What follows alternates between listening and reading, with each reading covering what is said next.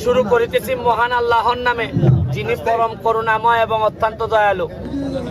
আজকে এক জায়গায় মিটিং এ আসছি। মিটিং এ আইসা আমি 6 জনের একটা পরিবার আমার সাথে, আমি এমপি হিসাবেও কি বিপদে পড়ছি দেখেন। এই 6 জনের জীবনে একটা ঘটনা ঘটে গেছে, এরপরে তো বেঁচে থাকাই কঠিন। এদের 6 জনের বাবা এবং মা, বাবা হত্যা করেছেন তাদের মাকে, আর বাবা হত্যা করার কারণে এখন জেলে, হয়তো ওনার ফাঁসির আদেশ হবে। বাবাও নাই, মাও নাই, কিন্তু বাচ্চা হচ্ছে গিয়ে 6 জন। মানে এই 6 জনের দায়িত্ব নিবে কে? রাষ্ট্র তো এই জায়গায় যায় নাই যে বাংলাদেশে যে রাষ্ট্র বাচ্চাদের দায়িত্ব নিবে। আজকে যদি আমেরিকা লন্ডন হইতো তাইলে হয়তো বাবা মার দরকারই রাখতো না, তারা এমনি দায়িত্ব নিতে পারতো। এখন আপনারা দেখেন বাচ্চাগুলার চেহারা দেখেন, এদেরকে আমি কি বলবো এমপি হিসাবে? অলরেডি ধরেন 10,000 5,000 বিভিন্ন ভাবে কিছু কিছু মানুষ সহযোগিতা শুরু করছেন।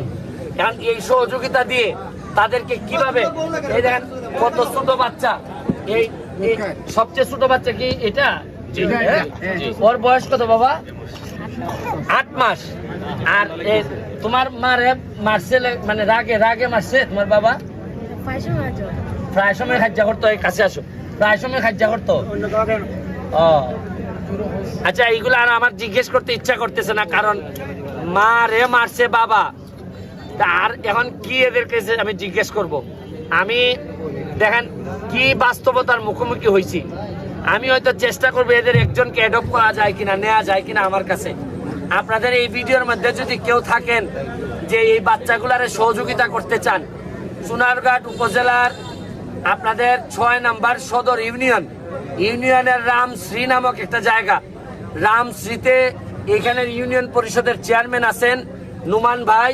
নুমান ভাইয়ের মাধ্যমে যদি যোগাযোগ করতে পারেন, এই 6টা বাচ্চার জন্য যদি কোনো ব্যবস্থা করা যায়, আমি জননেত্রী শেখ হাসিনার থেকে যে বরাদ্দ পাই, এই বরাদ্দ থেকে এদের জন্য কিছু করার চেষ্টা করব।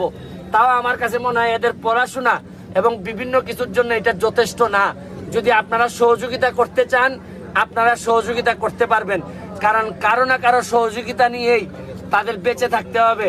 কারণ এই সময়ে এসে এখন ভাই কি ভাইয়ের দায়িত্ব নিবে, বোনের দায়িত্ব নিবে? আপনি এই অবস্থাগুলো দেখেন, এই অবস্থায় এখন কোথায় গিয়ে দাঁড়াবে এদের জীবন? আমরা চলেন সবাই মিলে একজন আরেকজনের পাশে দাঁড়াই, আজকে এদেরকে কোনোভাবে এই বিভৎস বাস্তবতা থেকে বের করে নিয়ে আসি। আমি এই কথা বলে আপনাদের কাছ থেকে বিদায় নিব।